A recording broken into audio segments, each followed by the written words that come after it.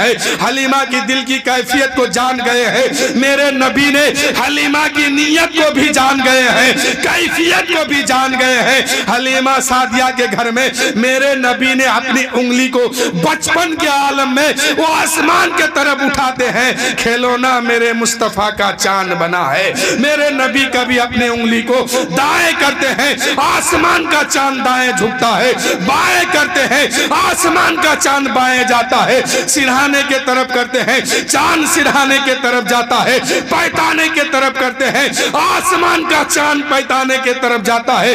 حلیمہ سعدیہ جو ہے گھر کے اندر آئی ہے، کیا دیکھ رہی ہے؟ کبھی چاند دائیں جھکتا ہے، کبھی بائیں جھکتا ہے، کبھی سامنے پیچھے آتا ہے، کبھی اتر دکھن پورب پچھم کرتا ہے۔ حلیمہ سعدیہ اپنا سر پکڑ لیتی ہے اور سوچنے لگتی ہے، یہ آسمان کا چاند گھومتا ہے یا میرا ماتھا گھوم رہا ہے؟ اسی کشمکش میں نظر پڑ گئی میرے چہرے پر، نظر پڑ گئی میرے رسول کے چہرے پر، نظر پڑ گئی میرے نبی کی انگشت مبارک پر۔ کیا دیکھتی ہے؟ نبی کا ہاتھ ہل رہا ہے، انگلی کبھی دائیں جا رہی ہے، آسمان کا چاند دائیں جا رہا ہے، انگلی کبھی بائیں جا رہی ہے، آسمان کا چاند بائیں جا رہا ہے۔ اعلیٰ حضرت عظیم البرکت مجدد دین و ملت فرماتے ہیں، چاند جھک جاتا جدھر انگلی اٹھاتے مہد میں، کیا ہی چلتا تھا اشاروں پر کھلونا نور کا۔ میرے مصطفیٰ کا کھلونا آسمان کا چاند ہے، میرے نبی کا کھلونا آسمان کا چاند ہے۔ کم عمر ہے، کتنی عمر ہے دنیا میں آنے کا؟ ایسے تو سب سے پہلے میرے ہی نبی کو بنایا گیا، سب سے پہلے اللہ نے میرے رسول کو بنایا، لیکن یہاں بچپن کا عالم ہے دنیا میں اور کھیل رہے ہیں اللہ کی قدرت سے۔ یہ جو چاند آسمان پر چمکتا ہے، جسے دیکھ کر کے دنیا خدا کی قدرت کو مانتا ہے، اسی خدا کی قدرت سے میرے مصطفیٰ کھیلتے ہیں۔ یہ میرے نبی کی انگشت مبارک کی طاقت ہے کہ چاند جھک جاتا جدھر انگلی اٹھاتے مہد میں، کیا ہی چلتا تھا اشاروں پر کھلونا نور کا۔ شعر سنیے کہ امت نہ جائے کوئی جہنم میں اس لیے، دن ہو کہ رات اشک بہاتے ہیں مصطفیٰ۔ اور اس شعر کو دیکھیے، ہے بچپن کی عمر مگر کام دیکھیے، ہے بچپن کی عمر مگر کام دیکھیے، انگلی پہ اپنی چاند کو، انگلی پہ اپنی چاند کو نچاتے ہیں مصطفیٰ، انگلی پہ اپنی چاند کو نچاتے ہیں مصطفیٰ۔ روزی خدا نے دی ہے کھلاتے ہیں مصطفیٰ، دنیا ہے یہ خدا کی کھلاتے ہیں مصطفیٰ۔ درود شریف پڑھیے، اللہم صلی علی سیدنا شفیعنا حبیبنا مولانا محمد معدن الجود والکرم، بارک وسلم صلو علیہ الصلوۃ والسلام علیکہ یا رسول اللہ صلی اللہ علیہ وسلم۔ اس کا ایک کو بند کرا دیجئے، نہیں ہے ایک کو بند کر دیجئے۔ اللہ تعالیٰ قرآن مقدس میں ارشاد فرمایا، اِنَّا نَحْنُ نَزَّلْنَا الذِّكْرَ وَإِنَّا لَهُ لَحَافِظُونَ، بے شک ہم نے ہی ذکر کو اتارا، ہم ہی اس کی حفاظت کرنے والے ہیں۔ اللہ تعالیٰ نے قرآن مقدس کو اتارا اور قرآن مقدس سے رسول پاک کے ذکر کو اتارا، اور اللہ نے فرمایا ہم ہی اتارنے والے ہیں، ہم ہی قرآن مقدس کو اتارا، ہم ہی اس کی حفاظت کرنے والے ہیں۔ 1400 سال سے آج تک دنیا میں ہر کتاب بدل گئی، لیکن اس دین پر جو کتاب چل رہی ہے وہ کتاب آج تک نہیں بدلی ہے۔ اور پھر قرآن تو قرآن ہے، اس کا محافظ خدا ہے۔ जैसा कुरान 1400 साल पहले नाजिल हुआ वैसा ही कुरान आज भी मौजूद है और ऐसा ही कुरान ता क़यामत तक मौजूद रहेगा। इसको बदलने वाला कोई नहीं है, क्योंकि इसकी हिफाजत की जिम्मेदारी अल्लाह ताला खुद लिया। तो बहरहाल ये जो महफिल पाक सजाए हैं, हमारे गुलाम मुस्तफ़ा साहब अपनी बेटी की शादी की खुशी में, अल्लाह ताला की बारगाह में दुआ है कि मौला इनको सुन्नत मुस्तफ़ा पर अमल करके अपनी बेटी की शादी करने की तौफीक अता फरमाए।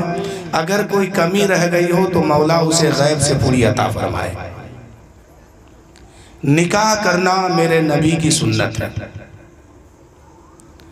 अन निकाहो मिन सुन्नती, जैसे दूल्हा के सामने जो खुतबा पढ़ा जाता है एजाब कबूल के वक्त में क्या कहा जाता है? अन निकाहु मिन सुन्नती फमन रग़िबा अन सुन्नती फलैसा मिन्नी।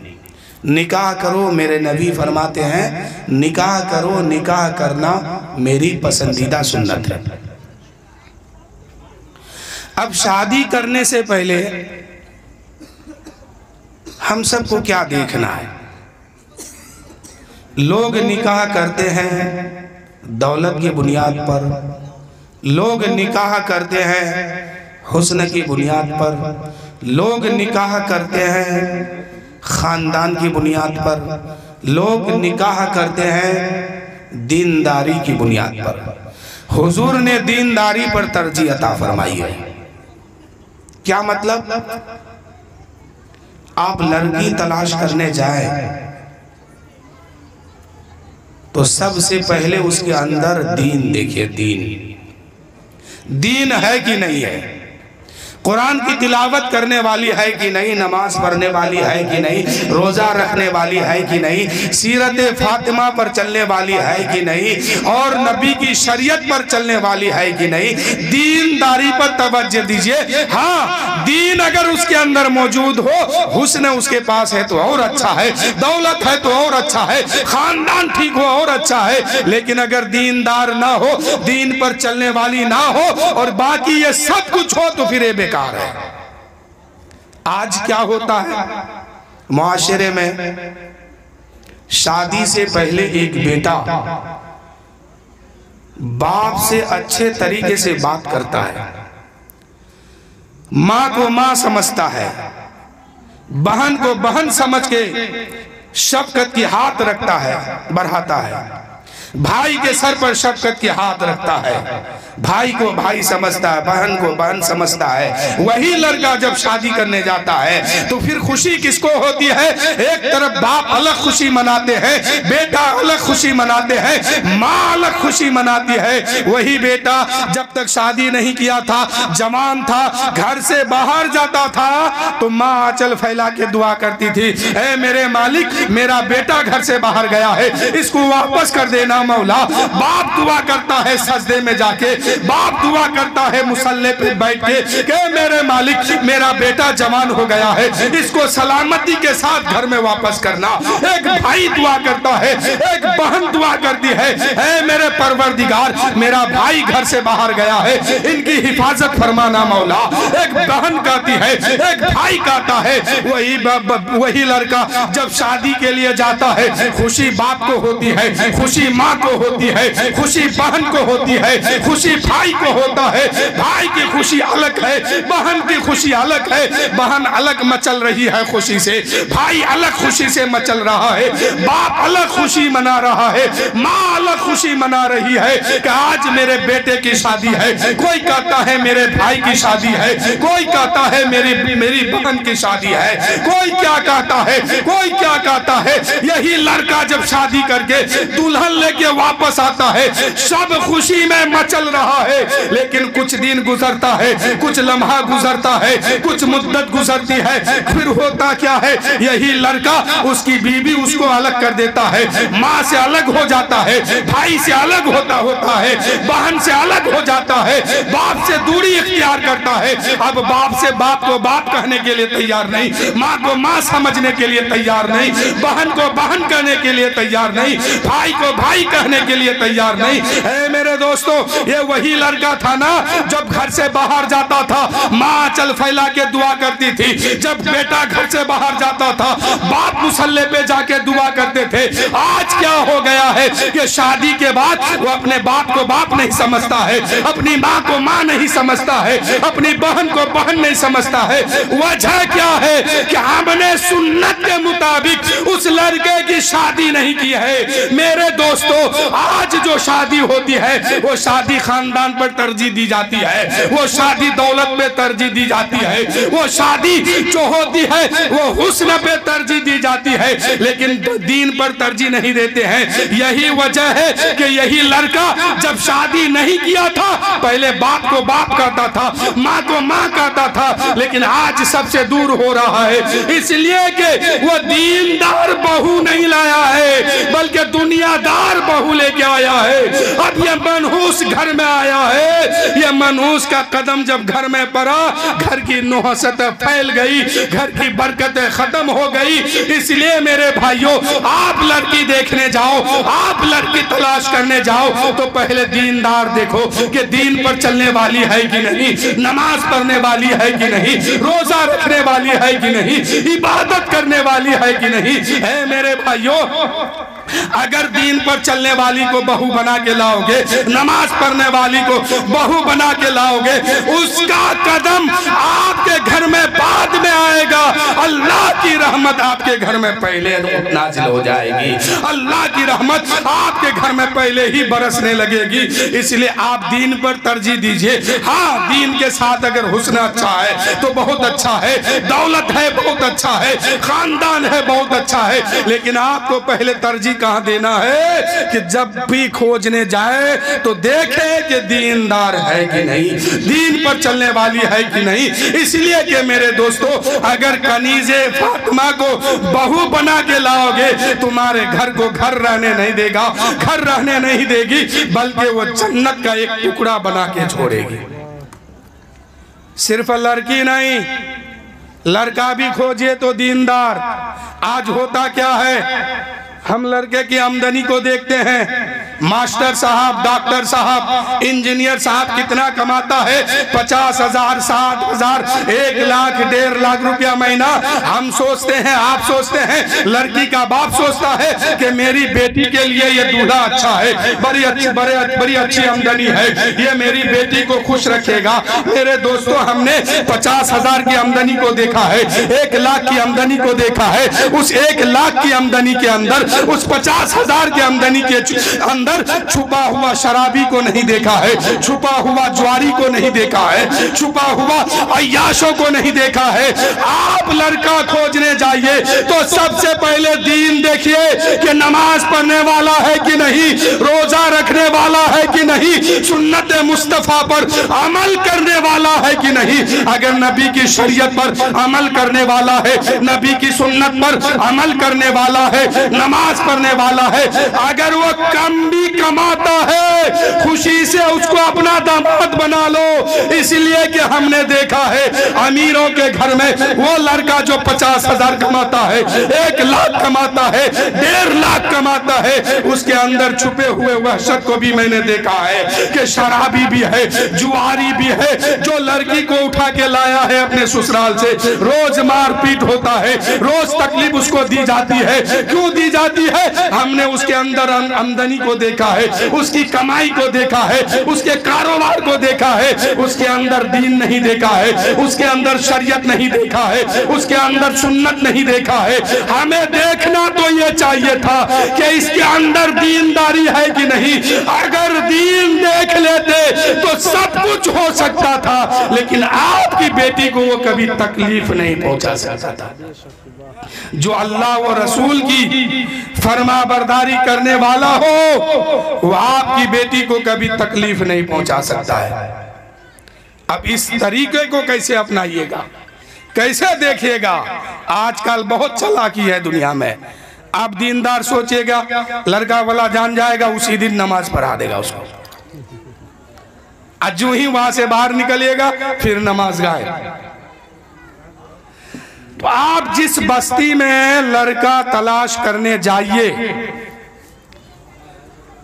تو پہلے اس کے گھر پہ مت جائیے، پہلے اس محلے کے مسجد میں چلے جائیے، ایک وقت 2 وقت کی نماز پڑھ کے دیکھیے کہ وہ لڑکا مسجد میں آیا ہے کہ نہیں آیا ہے، نماز پڑھنے والا ہے کہ نہیں ہے، مسجد کا عادی ہے کہ نہیں ہے، سنت پر چلنے والا ہے کہ نہیں ہے۔ جب دیکھیے کہ فلاں کا بیٹا نمازی ہے، فلاں کا بیٹا متقی ہے، فلاں کا بیٹا پرہیزگار ہے، جس کو آپ تلاش کر رہے تھے، اگر وہ مسجد کا نمازی ہے تو بڑی شوق سے اس کو اپنے گھر کا داماد بنائیے۔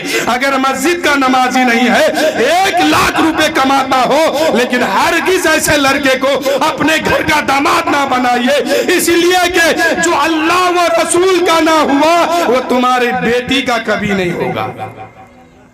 اور میں اس بات کو اکثر کہتا ہوں کہ اپنی بیٹی کو دولت دیکھ کے مت دو، کبھی وہ سسرال میں سکھ سے نہیں رہے گی۔ اپنی بیٹی کو اگر خوش رکھنا چاہتے ہیں تو دولت دیکھ کے نہیں، سنت مصطفیٰ دیکھ کر کے دیجئے، پھر آپ کی بیٹی چاہے آپ کے گھر میں ہو یا سسرال میں ہو، ہر جگہ وہ خوشی مچاتے ہوئے نظر آئے گی، خوش رہے گی۔ تو کیا دیکھنا ہے آپ کو؟ سنت دیکھنا ہے کہ ہم نے جس کو اپنے گھر کا داماد بنانے والے ہیں وہ نمازی ہے کہ نہیں، قرآن پڑھنے والا ہے کہ نہیں، روزہ رکھنے والا ہے کہ نہیں، اللہ کو سجدہ کرنے والا ہے کہ نہیں، اللہ و رسول کی فرمان پر عمل کرنے والا ہے کہ نہیں، سنت پر چلنے والا ہے کہ نہیں۔ اور میں ان بہنوں سے بھی کہتا ہوں، اے بہنوں، جو لڑکا نماز نہیں پڑھتا ہے خبردار ایسے لڑکوں سے شادی مت کرو، اس لیے کہ جو منحوس خدا کا نہ ہو سکا وہ تمہارا کیا ہوگا، جو خدا کا نہیں ہو سکا، رسول کا نہ ہو سکا، وہ تمہارا کبھی بھی نہیں ہوگا، وہ تمہارا فرمانبردار کبھی بھی نہیں ہوگا۔ تو شادی کیسے کرنی ہے؟ سنت پر عمل کر کے شادی کرنی ہے، تو پھر یہ شادی انشاءاللہ یہ رشتہ ہمیشہ ہمیشہ قائم رہے گا۔ آج کوٹ کچہری میں جو معاملہ شادی بیاہ والا چلتا ہے، جھگڑا لڑائی فساد فتنہ جو چلتا ہے، کیوں چلتا ہے؟ لوگ داماد بنانے سے پہلے اس کی آمدنی کو دیکھتے ہیں، اس کی شہرت کو دیکھتے ہیں کہ یہ کتنا بڑا آدمی ہے، کس خاندان کا ہے، کیا حیثیت ہے اس کی، اس پہ ترجیح دیتے ہیں۔ لیکن حضور فرماتے ہیں کہ دین پر ترجیح دو تو زیادہ بہتر ہے۔ دین کے ساتھ ساتھ خاندان بھی اچھا ہونا چاہیے، دولت والے بھی ہونا چاہیے، شہرت والا بھی ہونا چاہیے، سب کچھ ہو لیکن دین پر چلنے والا ہو، سنت مصطفیٰ پر عمل کرنے والا ہو، تب جا کر کے ایسا دلہن بھی کھوجئے، ایسا دولہا بھی کھوجئے اور ایسی دلہن بھی تلاش کیجئے۔ میں صرف ایک پارٹی کو نہیں کہہ رہا ہوں، میں دونوں فرد کو کہہ رہا ہوں۔ لڑکا بھی تلاش کیجئے تو سنت پر چلنے والا، لڑکی بھی تلاش کیجئے تو کنیز فاطمہ بن کر زندگی گزارنے والی تلاش کیجئے، تب جا کر کے دونوں طرف سے خوشحالی لوگ ہوں گے۔ میرے پاس بہت لوگ آتے ہیں ایک ہی مسئلہ لے کے، زیادہ تر کیا، ہمارا داماد جو ہے ہماری بیٹی سے بار بار لڑتا ہے، جھگڑتا ہے، ماں باپ کا کہنا مانتا ہے، اس کا نہیں مانتا ہے، ماں باپ کا مانتا ہے تو بہت اچھا کرتا ہے، لیکن بیوی کا بھی ماننا چاہیے۔ لیکن مانے گا کیسے؟ شادی سے پہلے اس بات کو بھول گیا تھا کہ ہمیں کیا دیکھنا ہے، ہمیں کیا تلاش کرنا ہے۔ اس لیے ہم نے جو ہے دین کو تلاش نہ کر کے دنیا کو جب تلاش کیے ہیں تو شادی کے بعد تو تکلیف ہوگی۔ اس لیے چاہے ہم ہو یا آپ ہو یا کوئی بھی ہو، سب سے پہلے بحیثیت مسلمان ہم اپنے لیے گھر کی بہو کھوجے یا داماد کھوجے، دونوں میں سنت دیکھیں کہ سنت پر چلنے والی ہے کہ نہیں، شریعت پر عمل کرنے والے ہیں کہ نہیں، تب اس رشتے کو منظور کیجئے۔ اس لیے کہ اگر شریعت پر چلنے والی بہو کو لے کے آؤ گے، شریعت پر چلنے والے کو داماد بناؤ گے، فائدہ کیا ہوگا جانتے ہیں؟ اگر آپ کا بیٹا सुन्नत पर अमल करने वाला हो, शरीयत पर अमल करने वाला हो और शादी करके घर आए, कुछ दिन रहे, उसके बाद उसकी बीवी अगर कहे कि बाप से अलग हो जाओ, माई से अलग हो जाओ, रिश्तेदारों से अलग हो जाओ, सब से अलग रहने लगो। अगर आपका बेटा दीन पर चलने वाला होगा तो अपनी बीवी से कहेगा, ऐ मेरी बीवी सुनो, ये मेरी माँ है और इसी के कदम के नीचे मेरी जन्नत है। ये कब कहेगा? ये कहेगा कब? पहले उसको दीन की तालीम दो। सिर्फ दुनिया पढ़ा लेने से ये कभी नहीं कहेगा। नर्सरी से लेकर के डीएम की कुर्सी तक जहां जहां पढ़ाओगे, कोई नहीं बताएगा कि तुम्हारी जन्नत कहां है, किसके कदम के नीचे है, कोई नहीं बताएगा। लेकिन जब दीन की तालीम देंगे तो पहले ही से शुरू हो जाएगा, है पढ़ने वाले नौजवान, तुम्हारी जन्नत तुम्हारे कदम के, तुम्हारी माँ के कदम के नीचे है। ये दीन की तालीम में है। दुनियावी तालीम में चाहे इंजीनियर बन जाइए, डॉक्टर बन जाइए, मास्टर बन जाइए, कोई आपको नहीं बताएगा, किसी क्लास में नहीं सुनाएगा कि तुम्हारी जन्नत तुम्हारी माँ के कदम के नीचे है, उसका दरवाजा तुम्हारे बाप के कदम के नीचे है। इसको बताने के लिए पहले दीन की तालीम देना फर्ज है। जब बच्चा दीन की तालीम सीख लेता है, नमाज, रोजा, तिलावत, हदीस पाक, तो फिर क्या होता है कि मरते दम तक कभी वो बच्चा माँ की शान में गुस्ताखी नहीं करता है। आप लोग की इतनी उम्र हो गई, कभी आपने सुना है कि किसी मौलाना ने अपनी माँ को घर से बाहर निकाल दिया हो? किसी मस्जिद के इमाम ने अपने बाप को घर से बाहर निकाला हो? पूरी दुनिया में कभी आपने सुना है कि कोई हाफिज़े कुरान अपने बूढ़े माँ बाप को घर से बाहर निकाला हो? और हम रोज सुनते हैं, फला मास्टर ने अपनी माँ को घर से बाहर निकाला, फला डॉक्टर ने अपनी माँ को घर से बाहर निकाला, अपने फला इंजीनियर ने अपनी माँ को घर से बाहर निकाला। आखिर वजह क्या है? इंसान ये भी है, इंसान वो भी है, लेकिन वो बूढ़े माँ बाप को घर से बाहर निकालता है और ये बूढ़े माँ बाप का कदम चूमता है, तलवा चूमता है। वजह क्या है? वजह ये है कि उसने जितना पढ़ाई किया, किसी ने यह सबक नहीं दिया कि तेरी जन्नत तेरी माँ के कदम के नीचे है। और इसने जितनी पढ़ाई किया, हर जगह बताया गया कि तेरी माँ की जन्नत, तेरी जन्नत तेरी माँ के कदम के नीचे है। हदीस बताया गया, हुजूर फरमाते हैं, खबरदार अगर तेरी माँ नाराज हो करके इस दुनिया से चले गई तो तुम्हारे लिए जन्नत खत्म हो गई। ये कहां पता चलेगा? ये मालूम कहां होगा कि अगर मां नाराज हो गई तो जन्नत गई, बाप नाराज हो गया, जन्नत का दरवाजा बंद हो गया, अब ये खुलेगा नहीं। हुजूर फरमाते कि दो शख्स जन्नत में कभी नहीं जाएगा। आई है बात तो सुन लीजिए, फिर मैं शादी के ताल्लुक से बोलूंगा। हुजूर फरमाते हैं दो शख्स जन्नत में कभी नहीं जाएगा। एक वो जिसके वालिदैन यानी माँ बाप, जिसकी माँ उससे नाराज हो और इस दुनिया से चली गई हो, माँ को खुश नहीं कर पाया, माँ को राजी नहीं कर पाया और माँ इसी मामले में इस दुनिया से चली गई और माँ बेटे के अंदर ना इत्तेफाक रहा, माँ अपने बेटे से खुश नहीं रही और इसी आलम में माँ इस दुनिया से चली गई। अब उस बेटा के लिए हमेशा हमेशा के लिए जन्नत का दरवाजा बंद हो गया। जब इस तालीम को हम अपने बच्चों को देंगे, फिर जब बुढ़ापे में पहुंचेंगे तो आपका बेटा या आपकी बेटी कभी भी आपको घर से बाहर नहीं निकालेंगे।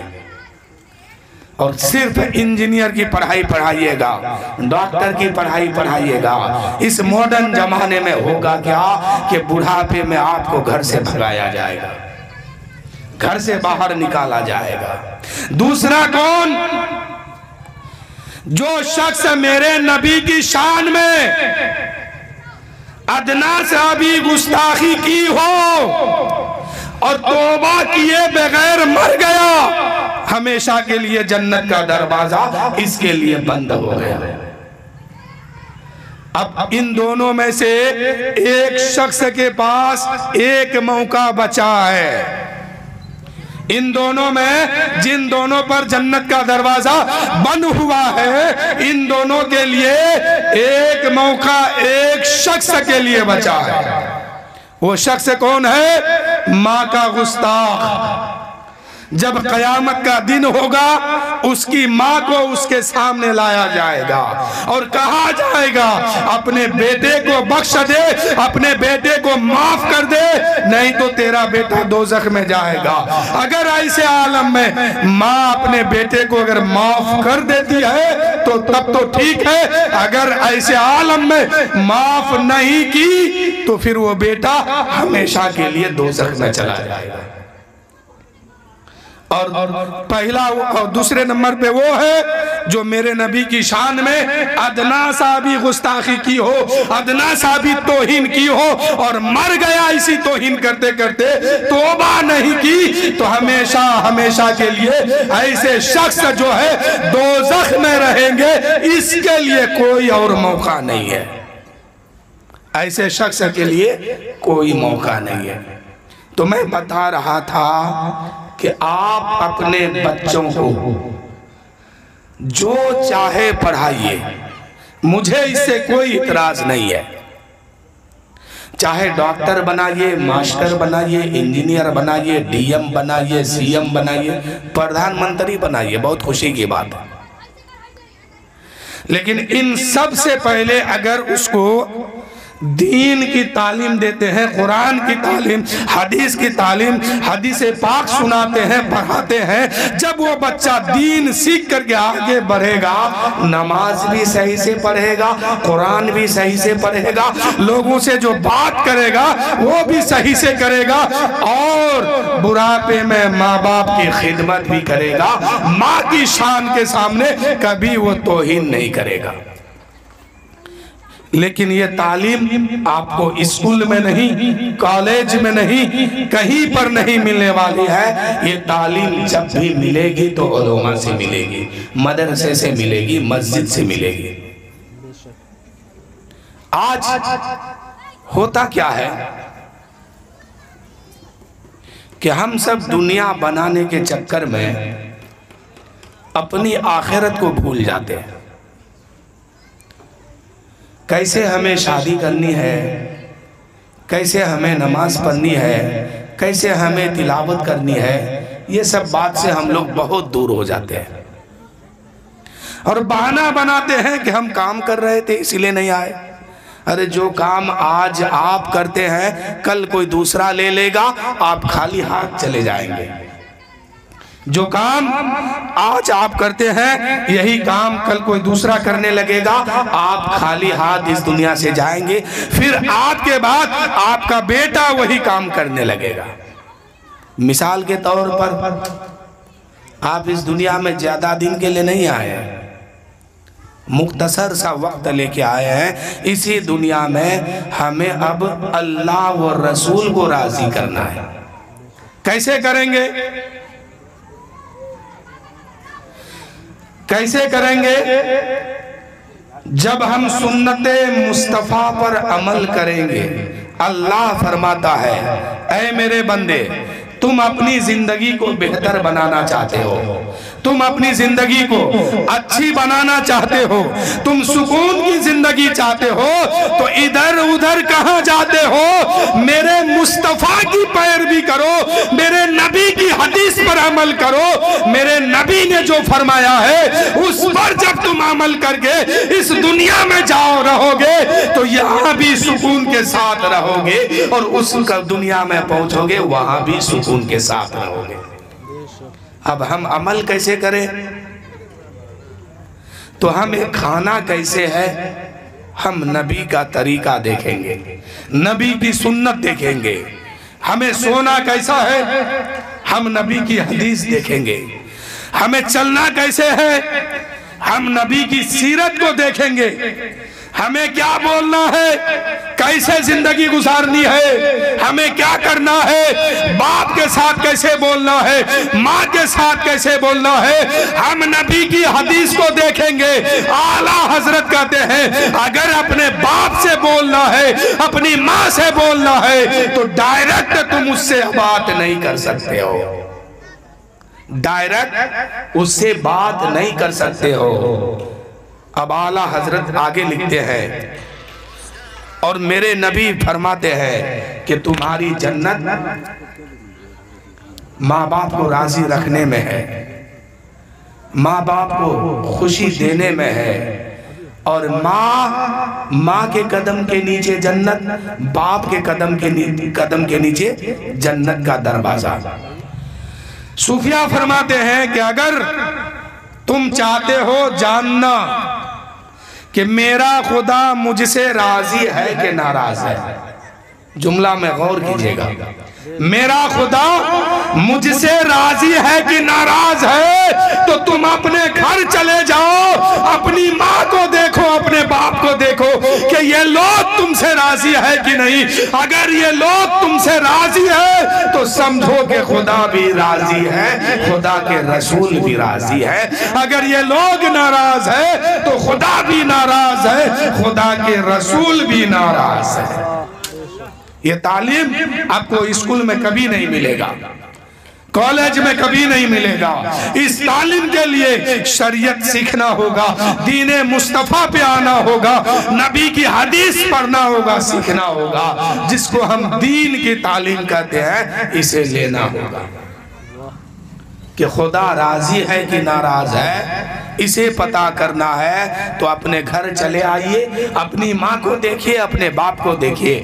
اگر یہ لوگ راضی ہے تو سمجھیے کہ خدا بھی راضی ہے، رسول بھی راضی ہے۔ خدا فرماتا ہے کہ اے میرے بندے اگر مجھے خوش کرنا ہے تو پہلے اپنی ماں کو خوش کر، اپنے باپ کو خوش کر۔ ماں باپ سے بولنے کے آداب میں سے ایک آداب سماعت کیجئے۔ ماں باپ سے آپ ڈائریکٹ جا کے بات نہیں کر سکتے، لیکن آج ماں کو بڑھیا کہہ کے لوگ پکارتے ہیں، کبھی کبھی ماں کو گالی دے دیتے ہیں۔ وہی ماں اگر بڑھاپے میں پہنچ جائے تو ماں کو گھر سے باہر نکال دیتے ہیں۔ وہی ماں اگر بیمار ہو جائے تو ماں کو تکلیف دیتے ہیں، دوائی تک لا کے نہیں دیتے ہیں۔ ایک ماں کا 4 بیٹا ہے، ایک ماں کا 5 بیٹا ہے، ایک ماں کا 6 بیٹا ہے۔ ایک ماں اکیلے 6 بیٹے کی پرورش کی تھی، لیکن 6 بیٹا کہتا ہے 1 مہینہ میری ماں تیرے پاس کھائے گا، تیرے پاس 1 مہینہ، تیرے پاس 1 مہینہ، یعنی 6 بیٹا مل کر کے ایک ماں کی پرورش ڈھنگ سے نہیں کر پا رہا۔ یہ حقیقت ہے، ہم نے بڑے بڑے گھر میں دیکھا ہے کہ اگر 4 بیٹا ہے، دولت کی کمی نہیں ہے، لیکن ماں پر مہینہ باندھ دیا ہے کہ 1 مہینہ فلاں بیٹے کے پاس، 1 مہینہ فلاں بیٹے کے پاس۔ ارے وہی ماں تھی جب تم چھوٹے تھے بستر پہ پیشاب کر دیتا تھا، باجمے میں پیشاب کر دیتا تھا، وہ ماں تیرا پیشاب بھی صاف کرتی تھی اور کھانا بنا کر کے بھی تجھے کھلاتی تھی، تجھے نہلاتی تھی، تجھے صاف ستھرا بھی کرتی تھی، تجھے بولنا سکھائی، تجھے چلنا سکھائی ہے۔ ایک ماں اکیلے 4 بچوں کی پرورش کی ہے، لیکن یہاں 4 بیٹا مل کر کے ایک ماں کی پرورش نہیں کر پاتا۔ اگر ماں بیمار ہے تو دوائی لا کے نہیں دیتے ہیں، ماں بیمار ہے اس کی دیکھ بھال نہیں کرتے ہیں، اوپر سے کہتے ہیں 1 مہینہ چھوٹے بیٹے کے پاس رہو، 1 مہینہ بڑے بیٹے کے پاس رہو۔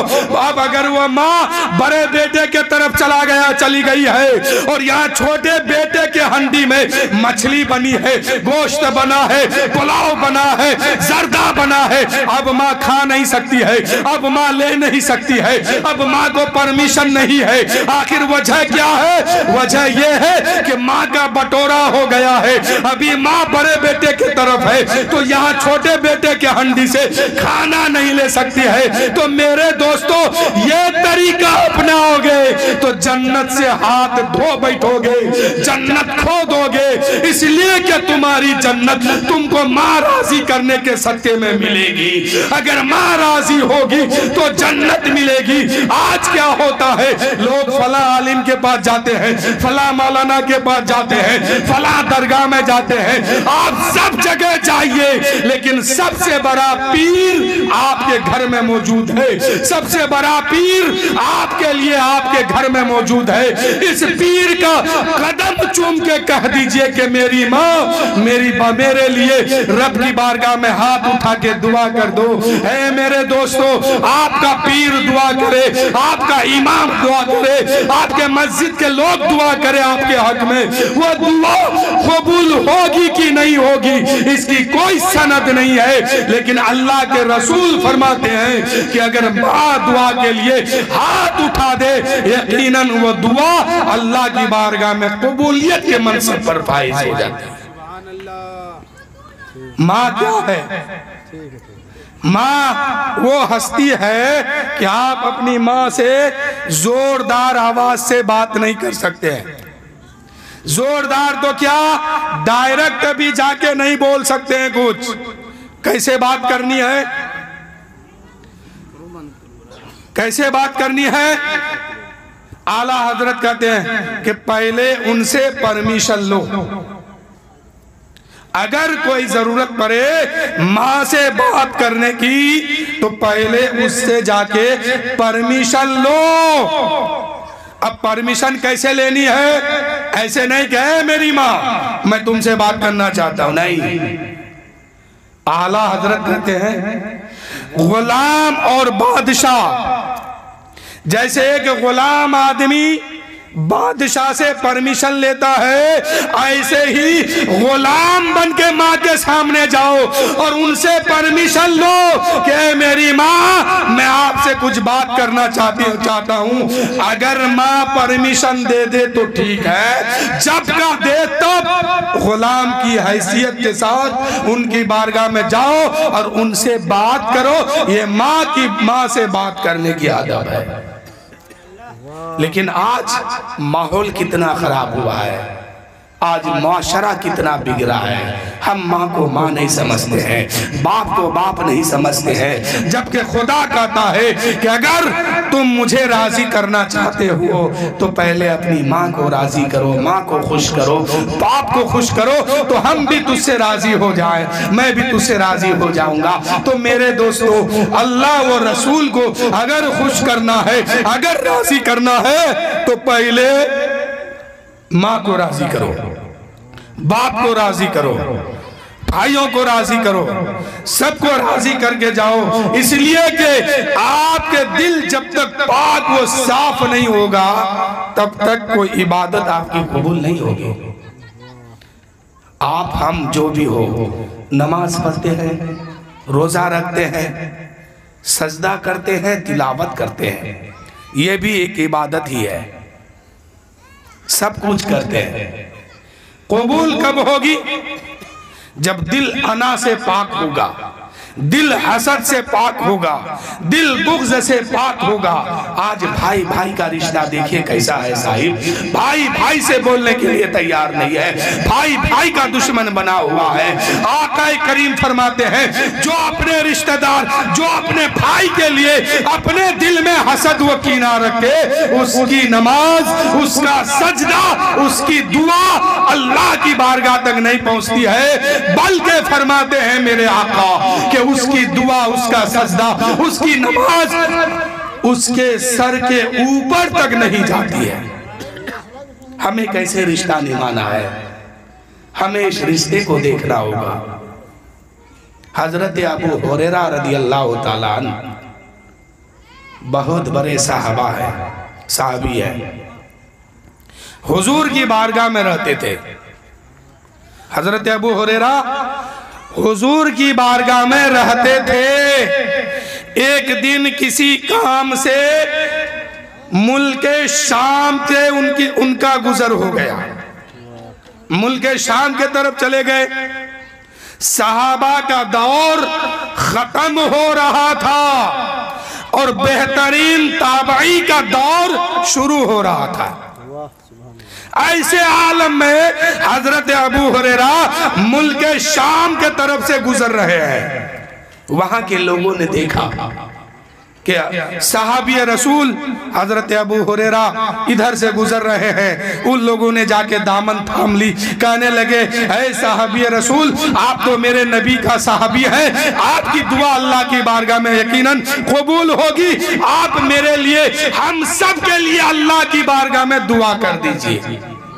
کیوں کہ آپ صحابی رسول ہیں، میرے نبی کا صحابی آپ ہیں۔ حضرت ابو ہریرہ نے فرمایا یقیناً میں دعا کروں گا، یقیناً میں دعا کروں گا، لیکن میری ایک شرط ہے، میری ایک شرط ہے، میں دعا کروں گا ضرور۔ ایک بھیڑ لگ گئی۔ کیوں بھیڑ لگی؟ کہ صحابی کا گزر ہو رہا تھا۔ آج اگر ہماری بستی میں، ہمارے محلے میں اگر کوئی پیر صاحب آ جائے تو ہم لوگ جمع ہو جاتے ہیں۔ کیوں؟ کہ ہم لوگوں سے وہ اچھے زیادہ ہیں۔ وہ تو صحابی رسول تھے، جب لوگوں نے ان کا دامن تھاما تو کافی شور مچ گیا اور پورے علاقے کے لوگ جمع ہو گئے کہ حضرت ابو ہریرہ دعا کریں گے، یقیناً دعا قبول ہوگی، ہم بھی شامل ہو جاتے ہیں۔ وہ کہتا ہے ہم بھی شامل ہو جاتے ہیں۔ ایک بھیڑ لگ گئی ہے، ایک مجمع سجا ہے، ایک محفل سجی ہے۔ حضرت ابو ہریرہ نے کہا میں دعا کروں گا ضرور، لیکن میری ایک شرط ہے۔ لوگوں نے کہا حضرت فرمائیے وہ شرط کیا ہے؟ حضرت ابو ہریرہ نے فرمایا او لوگوں سنو، میں دعا تو ضرور کروں گا، لیکن میری شرط یہ ہے کہ ان لوگ کو اس محفل سے نکال دو جو رشتہ توڑ کے رکھا ہے۔ کس کو نکالنے کی بات ہوئی؟ ان لوگوں کو اس محفل سے، اس بھیڑ سے چھانٹ کے نکال دو جو اپنا رشتہ اپنے بھائی کے ساتھ، اپنی بہن کے ساتھ، اپنے رشتہ داروں کے ساتھ رشتہ توڑ کے رکھا ہے۔ ایسے لوگوں کو اس محفل سے باہر نکالو، پھر میں دعا کروں گا۔ سارے لوگ سر کو نیچے کر لیے، کوئی نہیں اٹھا۔ کتنے سچے لوگ تھے وہ، کتنے اچھے لوگ تھے وہ، کہ ایک بھیڑ لگ گئی ہے، شرط لاگو ہو چکا ہے، لیکن اٹھا کوئی نہیں ہے۔ کیا سمجھے؟ سارے کے سارے کا دل پاک تھا، سارے کے سارے کا دل پاک تھا۔ کچھ دیر کے بعد ایک نوجوان کھڑا ہوا اور ہاتھ جوڑ کے کہا حضرت ابھی دعا نہیں کیجئے گا، میں آ رہا ہوں۔ گیا، کہاں گیا؟ اپنی پھوپھی کے پاس گیا اور کہا کہ اے میری پھوپھی، آپ سے میری بات بن ہو چکی ہے، میں حضرت ابو ہریرہ کی دعا لینے کے لیے آیا ہوں، آپ میری خطا کو معاف کر دیجئے تاکہ حضرت ابو ہریرہ کی دعا میں بھی شرکت کر لوں، شامل ہو جاؤں۔ حضرت ابو، اس شخص نے اپنی پھوپھی سے کہا، ان کی پھوپھی کہنے لگی نادان، آج سمجھ میں آیا ہے۔ کہا کہ پھوپھی جلدی کرو، میں اپنی غلطی سے معافی مانگنے آیا ہوں، معاف کر دو، کہیں ایسا نہ ہو کہ ادھر حضرت ابو ہریرہ کی دعا ہو جائے اور میں چھوٹ جاؤں۔ ان کی پھوپھی نے دیکھا بڑی مبارک بات ہے، اپنے بھتیجے کو معاف کیا ہے۔ دوڑتے ہوئے وہ نوجوان آیا، حضرت ابو ہریرہ کی دعا میں شامل ہو گیا۔ کتنے سچے لوگ تھے کہ اتنی بڑی بھیڑ میں سب کا دل پاک تھا، کسی سے کسی کا رشتہ ٹوٹا ہوا نہیں تھا، کسی سے کسی کو جلن نہیں تھا، کسی سے کسی کو حسد نہیں تھا، کسی سے کسی کو بغض نہیں تھا، سب کے سب دل کے پاک ہوتے ہیں۔ اے میرے دوستو، جب دل پاک ہوتا ہے پھر اس دل سے جو آواز نکلتی ہے وہ اللہ کی بارگاہ تک پہنچ جاتی ہے۔ آج ہمارے معاشرے میں بڑی مشکل سے ایک طبقہ نماز کے طرف تو آ گیا، داڑھی کے طرف آ گیا، टोपी के तरफ आ गया, कुर्ता पजामा के तरफ आ गया, इल्म के तरफ आ गया। लेकिन जब इस मंजिल पर पहुंचते हैं कि दिल कैसा है, तो यहां आकर के ये भी तबका फेल होते हुए नजर आ रहा है। यहां आते हुए ये भी तबका फेल होते हुए नजर आ रहा है। तो मेरे दोस्तों, वक्त बहुत कम है और अभी मदरसा कोइलवर से हमारे बीच में हजरत अल्लामा हजरत हाफिज व कारी शहनशाह साहब जलवा अफरोज हैं। अभी उनकी भी खिताबत समात करनी है। बस मुख्तसर अंदाज में मैं अपनी गुफ्तगू भी ख़त्म कर दूं, इसीलिए कि घर वालों ने कहा था कि ज़रा जल्दी कीजिएगा, खाना खिलाना है। तो आप लोगों को खाना मिलेगा, लेकिन पहले मेरा खाना खाइए। हम जो खिला रहे हैं, अगर मेरा खाना खा लीजिएगा ना, यहाँ भी पास हो जाइएगा, वहाँ भी पास हो जाइएगा। मेरा खाना क्या है कि अपनी जिंदगी रसूल के जिंदगी के मुताबिक ढाल लो, रसूल की सीरत के मुताबिक अपनी जिंदगी गुजारो। अपनी जिंदगी गुजारने से पहले, अपना हर काम से पहले देख लो कि इसके बारे में मेरे नबी ने क्या फरमाया है, इसके बारे में मेरे नबी की सुन्नत क्या है। जब हम अपनी जिंदगी में सोने जाएं, सोने से पहले नबी की सुन्नत देखेंगे कि मेरे नबी की सुन्नत क्या है। उस अंदाज में जब हम सोएंगे, यकीनन हमारा सोना भी इबादत होगा। हम खाना खाने बैठेंगे, नबी की सुन्नत को देखेंगे, मेरे नबी की सुन्नत क्या है, इस सुन्नत के मुताबिक हम खाना खाएंगे, हमारा खाना भी इबादत में शामिल होगा। हम जब नमाज पढ़ने जाएंगे, हम जब रोजा रखने जाएंगे, हम जब अपना कदम आगे बढ़ाएंगे, तो हम सुन्नत मुस्तफा पर अमल करके हम अपना कदम आगे बढ़ाएंगे। हमारा चलना भी इबादत, हमारा बोलना भी इबादत, हमारा सुनना भी इबादत। क्या समझे कि नबी के तौर तरीके पर चलना ये इबादत है। चाहे वो खाना खाओ, चाहे वो पैदल चलो, चाहे वो सो, चाहे कुछ भी करो, जब नबी की सुन्नत के मुताबिक अपनी जिंदगी को ढाल दोगे, हर लम्हा इबादत में आपकी जिंदगी गुजरते हुए नजर आएगी। फिर होगा क्या, यहाँ भी कामयाब, वहां भी कामयाब, यहाँ भी आसानी, वहां भी आसानी। मेरे दोस्तों, ये दुनिया है दुनिया, इस दुनिया में हर तरह के लोग रहते हैं। कुछ लोग दीन पर चलते हैं, कुछ लोग दीन से दूर होके चलते हैं। लेकिन मेरे दोस्तों, मेरा कहना मानिए तो अपने नबी की सुन्नत पर अपनी जिंदगी गुजारने की कोशिश कीजिए। अपने घर में अगर शादी हो, चाहे वो लड़का का हो या लड़की की हो, जिसकी भी शादी हो, शादी से पहले सुन्नत पर नजर डालेंगे, बाराती निकालने से पहले सुन्नत पर नजर डालेंगे, खाना खिलाने से पहले सुन्नत पर नजर डालेंगे। यकीनन ये शादी हमारी काबिल कबूल होगी और इसमें बरकत भी होगी। क्यों बरकत होगी? हम सुन्नत पर अमल करके किए हैं, हम हर काम सुन्नत के मुताबिक किए हैं, तो यकीनन इस शादी से बरकत भी होगी और इस शादी में अल्लाह ताला तौफीक भी देगा। तो मेरे दोस्तों, इन्हीं चंद जुमलों के साथ मैं अपनी गुफ्तगू खत्म कर रहा हूँ। 15 मिनट के लिए हजरत की खिताबत होगी, उसको भी समाप्त कर लीजिए। उसके बाद मैं फिर आप सब मिल करके सलाम पढ़ के दुआ मांग के खाना खा के घर कि किस शहर की आमद है कि रन कांप रहा है, रन एक तरफ चरखे कोहन कांप रहा है। अब आपके सामने हजरत हाफिज व कारी मोहम्मद शहनशाह साहब आएंगे और आपके शायर साहब भी कहते हैं कि दूसरे हमको भी पढ़ने दीजिए। तो आप लोग घबराइएगा नहीं, हजरत का 10 मिनट दे, 5 मिनट काट लीजिए। 10 मिनट हजरत शहनशाह साहब रहेंगे, 5 मिनट उनको दे दीजिए। 15 ही मिनट में सब कुछ करना है। तो आइए, सबसे पहले जो है शहनशाह साहब की सुन लीजिए, चाहे वो नात सुनाए, मनकबत सुनाए, जो भी सुनाए और हम सामीन के दिलों को मुनव्वर व मुजल्ला फरमाए। वाखिर दावाना अल्हम्दुलिल्लाहि रब्बिल आलमीन। अल्लाह ताला की बारगाह में दुआ है, मौला इस महफिल को कबूल फरमा और जिस मकसद से इस महफिल को सजाए हैं मौला, इस میلاد النبی کے صدقے میں اس مقصد پر کامیابی عطا فرما، یعنی سنت کے مطابق شادی ہونے کی توفیق عطا فرما اور اس رشتے کو ہمیشہ قائم عطا فرما۔